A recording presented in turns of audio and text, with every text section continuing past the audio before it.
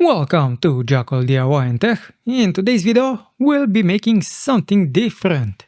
A Horadric cube from Diablo. Why am I making it? Well, it's for a special occasion. I do not know much about it, only that you can get something awesome out of it. Now, I did not make it myself. I already found a template. It was this one from Lindener Games from 2021. The cube does look awesome, exactly what I needed. It can be adjusted, and you do need to print it in this way and also with supports. But this cube had one issue, the lid. I needed my lid to be closed. So I jumped into Blender. Now I do not have the original one. The original one had a bit of a different lid than what I made. As you can see, my lid is a little bit special. It can actually close, it has notches, and it has grooves. On the sides, I cut out the corners so that these pieces can move in slightly, and this gives just enough flex so all of the pieces can slide in. So this is how the model looks like. I'll also upload it in case you need it, and I will also show you why you need supports, and also you have to make sure that you use the correct supports with the lid. So this was my first attempt, printing both the lid and the base of the cube flat down. Not the best result, as you saw.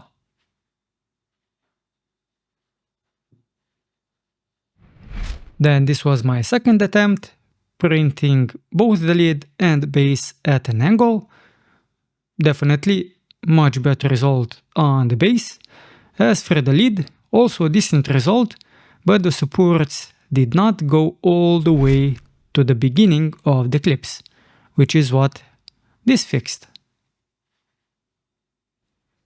And this is the end result of the final print, so the third attempt. I have something special inside. It's ice cubes, well, ice stones, I guess. And as you can see, the lid is solid.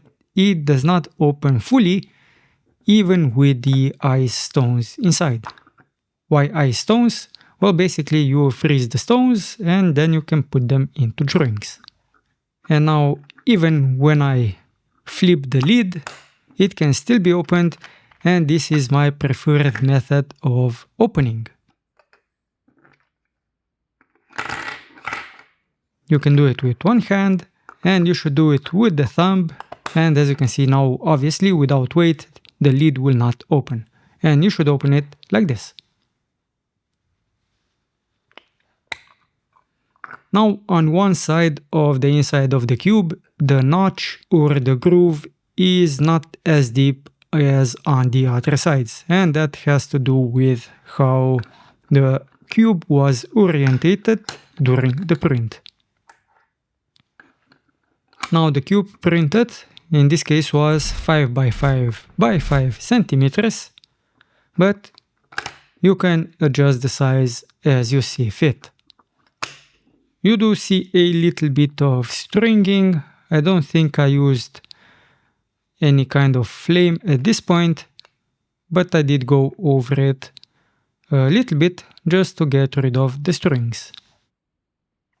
This was printed on the GDQ2, basically on default settings, and I used the Sanlu Black PETG.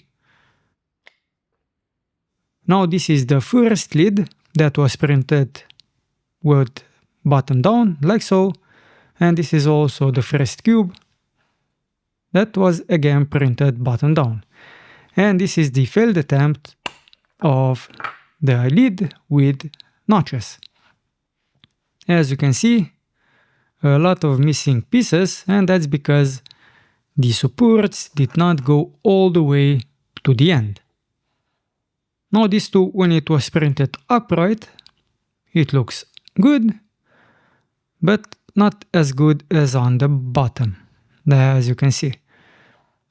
So you can print it bottom down, just in that case make sure that the bottom is actually fully flush and you don't have any pattern on the bottom. So that means that you'll actually have to change how the model on the bottom looks like.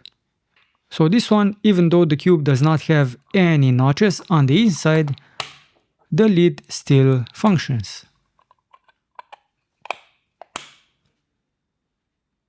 And why have I printed this Horadric cube box?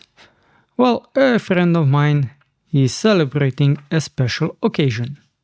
That's it for this video. If you liked it, give it a thumbs up, and if you want to see more content like this, subscribe to the channel. That's it for this one, and we'll do something else in the next one.